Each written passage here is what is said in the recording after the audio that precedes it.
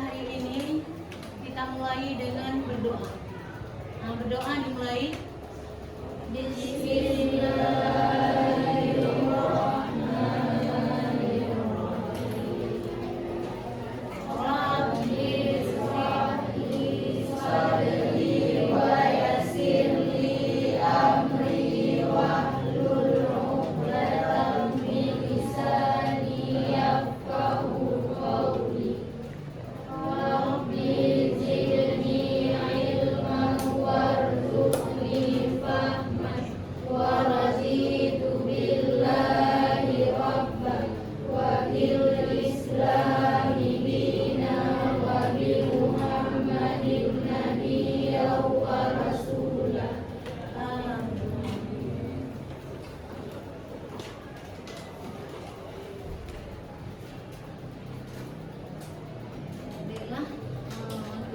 Kita mulai absen dulu. Kira-kira siapa yang nggak masuk? Ada semuanya? Semuanya dia.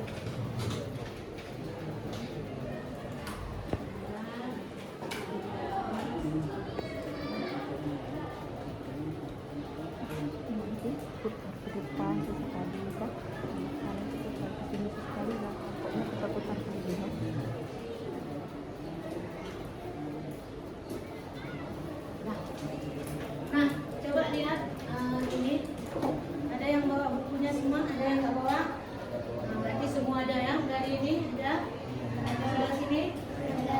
Nah, berarti udah siap untuk kita memulai pembelajaran. Nah, jadi fokuskan pikiran ke pelajaran. Baik, materi kita hari ini itu akan kita bahas tentang yang pertama adalah ini sambungan daripada keanekaragaman hayati. Jadi sampai kita pada hari ini ada pelajaran selanjutnya yaitu mengenai dengan klasifikasi makhluk hidup. Jadi di sini nanti kita akan bahas bagaimana cara kita mengklasifikasi. Ini satu persatu nanti akan kita bahas. Nah, sekarang kita lihat dulu. Apa itu klasifikasi? Pernah nggak kamu dengar apa itu klasifikasi? Apa itu klasifikasi? Ada yang tahu? Ayo, apa? Klasifikasi adalah mengelompokkan makhluk hidup yang berdasarkan kesamaan dan perbedaan memiliki organisme. Oke, yang lain ada yang tahu apa itu klasifikasi? Coba dari kelompok ini. Apa itu klasifikasi? Yang ini? Nggak tahu juga. Nah, klasifikasi itu adalah pengelompokan hewan berdasarkan persamaan dan perbedaan. Cuma di bab ini nanti kita akan membahas nanti cara mengklasifikasi hewan atau organisme ini berdasarkan sistem kladogram dan sistem genogram. Kladogram dan fenogram, bukan genogram, ya. Barangkali kata-kata kladogram dan fenogram mungkin masih asing bagi kalian, tapi inilah yang akan kita bahas hari ini. Nah, baiklah. Ini ada di sini ada suatu cabang biologi yang mempelajari tentang pengelompokan makhluk hidup. Kira-kira apa cabang tersebut? Ada yang tahu? Apa? Coba yang mana tadi yang ingin menjawabnya? Apa namanya? Betul taksonomi? Betul. Berarti cabang biologi yang mempelajari tentang pengelompokan makhluk hidup adalah taksonomi. Nah, selanjutnya kita lihat dasar-dasar klasifikasi. Itu kalau dasar-dasar klasifikasi itu didasari atas 3 dasar. Yang pertama, klasifikasi secara alamiah. Itu klasifikasi secara alamiah ini adalah klasifikasi untuk membentuk takson-takson yang bersifat alamiah. Ini terutama pada sifat morfologi. Salah satu contoh misalnya, kita lihat anjing yang hampir sama morfologinya dengan anjing siapa? Organismenya. Nah, anjing dengan kucing itu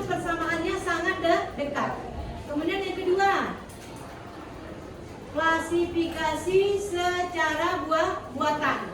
Nah, ini contohnya klasifikasi secara buatan. Misalnya ini kita mengklasifikasi tumbuhan itu ke dalam 3 kelompok. Nah, kelompok pertama kita klasifikasi kepada tumbuhan yang bisa dipergunakan sebagai tumbuhan obat-obatan. Kira-kira contoh tumbuhan yang bisa kita gunakan untuk obat-obatan apa kira-kira? Nah, salah satu contoh apa kira-kira tumbuhan yang bisa kita manfaatkan untuk obat-obatan? Yang pertama adalah jahe, yang kedua lengkuas, yang ketiga kunyit dan lain-lain. Kemudian yang kedua kita kelompokkan berdasarkan lagi tanaman hias. Kira-kira apa yang bisa kita jadikan tumbuhan itu sebagai kelompok tanaman hias? Apa contohnya? Anggrek, ya kan? Nah, kemudian kulit, mawar dan lain-lain sebagainya. Dan selanjutnya yang terakhir adalah klasifikasi secara filogenetik. Apa itu filogenetik? Nah, ini klasifikasi didasarkan atas dekatnya kekerabatan. Contohnya misalnya yang dekat kekerabatan, contohnya kita ini adalah manusia. Yang paling dekat dengan kita siapa? Nah, ayo yang paling dekat dengan kita. Monyet. Itu paling dekat dengan kita. Malah hampir identik dengan kita. Nah, ayo siapa yang paling dekat tadi? Kekerabatan dengan kita. Kera atau monyet, orang hutan, itu yang paling dekat dengan kita. Nah, selanjutnya tingkatan takson dalam klasifikasi. Ya kan? Takson sebagaimana kita ketahui itu ada dua. Satu takson hewan, satu lagi takson tumbuhan. Nah, di sini kita lihat tingkatan takson yang tertinggi di hewan yang mana, kemudian tingkatan takson tumbuhan yang tertinggi di mana. Ini kalau kita mulai tingkatan takson tertinggi dari hewan itu dimulai dari yang pertama adalah apa yang pertama? Induk. Yang kedua? Bilum. Ketiga apa? Kelas. Keempat? Ordo. Kelima? Famili. Keenam? Genus. Terakhir? Spesies. Nah, itu adalah kelompok takson hewan. Sedangkan kelompok takson tumbuhan itu dimulai dari yang pertama adalah induk, yang kedua division, yang ketiga kelas, yang keempat ordo, kelima famili, keenam genus, ketujuh spesies. Nah, berarti kalian sudah tahu cara pengelompokan berdasarkan takson dari tertinggi ke terendah. Kalau misalnya ada pertanyaan, sebutkan takson dari terendah ke tertinggi, bagaimana caranya? Caranya dengan kita balik, kita ambil yang dari bawah. Yang pertama apa? Spesies. Yang kedua genus. Yang ketiga famili. Yang keempat yang kelima kelas. Yang keenam ketujuh. Nah, selanjutnya perkembangan klasifikasi. Ini kalau nggak salah perkembangan klasifikasi ada 8 tingkatan. Itu yang pertama, perkembangannya dibagi ke dalam 2 kelompok, kemudian yang kedua dibagi ke dalam 3 kelompok. Ini saya tidak sebutkan lagi, nanti bisa kamu lihat di buku. Yang dibagi ke dalam 2 apa, yang dibagi ke dalam 3 apa, kemudian ke dalam 4 kelompok, dan seterusnya ke 5 kelompok, 6 kelompok, 7 kelompok. Itu biasanya awal 8, baru 7. Nah, dan terakhir yang mana di sini? Nah, ini yang terakhir adalah yang sistem klasifikasi 7 kelompok atau 8 kelompok, ya. Jadi termasuk dari dikembangkannya dari hewan ataupun dari tumbuhan. Nah, ini sudah saya jelaskan semua. Jadi kira-kira apa yang ada masuk ke dalam kepala kalian mengenai dengan materi klasifikasi? tujuan klasifikasi? Tujuannya apa tujuan klasifikasi? Untuk menyederhanakan objek yang bagus. Nah, untuk lebih lanjutnya, mari kita berdiskusi. Yang pertama adalah kita membentuk kelompok. Ini sudah saya bentuk kelompok, terdiri dari 3 kelompok. Kita akan mendiskusikan bagaimana cara kita membuat. Yang pertama adalah membuat kladograf, yang kedua membuat fenograf, yang ketiga yang pertama membuat tabel karakter, ya kan? Yang kedua dengan membuat fenograf, yang ketiga dengan membuat kladograf, yang keempat menentukan pengelompokan takson dan indol. Nah, silakan kita berdiskusi. Jadi yang pertama ini LKPD-nya yang harus kamu lihat, atur kelompok 1 dan keluarkan bahannya, karton yang tadi, keluarkan kartonnya. Nah, ini pertama, perhatikan masing-masing cara kerjanya di LKPD-nya. Lihat di LKPD-nya. Apa langkah yang pertama? Jadi langkah yang pertama kita membuat tabel, ya kan? Cara pengelompokannya ini berdasarkan karakter. Jadi boleh apa aja yang kamu ambil di karakter ini, boleh apa aja. Misalnya berapa hewan yang kamu ambil. Kalau misalnya ada 6, kamu lihat di 6 itu. Yang tujuannya di sini adalah kita mencari sebanyak mungkin bersamaan. Dan perbedaan semakin sedikit ketika kita menemukan banyak persamaan. Nah, silakan sekarang kita bekerja dengan berdiskusi. Ini di LKPD ini berarti setelah kamu membuat kerja kelompok, nanti akan mempresentasi ke depan ke kelas. Nah. Kami dari kelompok 3 ingin mempresentasikan hasil kerja kami, yaitu tabel karakter organisme dengan spesiesnya ikan, dugong, serigala. Bagus. Sebenarnya kayak lihat di sini. Apanya, bagaimana caranya ini? Coba sudah sini. Ternyata seperti yang kita ketahui, dari sini ikan tidak memiliki bulu dan juga dugong tidak memiliki bulu. Serigala, macan tutul, kanguru dan singa memiliki bulu. Sedangkan ikan juga memiliki taring, dugong, serigala, macan tutul, kanguru dan singa. Ikan juga memiliki ekor, dugong juga memiliki ekor, serigala, macan tutul, kanguru dan singa. Itu ikan dan dugong berasal dari air, tidak sama dengan keempat hewan ini, yaitu yang dari daratan, serigala, macan tutul, kanguru dan singa. Sekian dari kelompok kami. Assalamualaikum warahmatullahi wabarakatuh.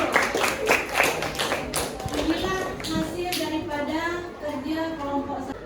Ayo sekarang untuk kelompok 2. Nah, silakan ke depan untuk mempresentasikan karyanya. Kelompok 2 ingin mempresentasikan kepada kelompok kami mengenai tabel karakter organisme. Spesies antara lain gajah, ikan, kanguru, anjing, macan tutul, singa. Karakter yang mamalia, gigi taring, tulang belakang, cakar, ekor, hanya ikan yang tidak memiliki cakar dan ekor dimiliki oleh setiap spesies tersebut, serta ikan yang tidak mempunyai kaki lainnya mempunyai kaki. Sekian dari kelompok kami. Wabillahi taufiq. Tepuk tangan untuk kelompok 2.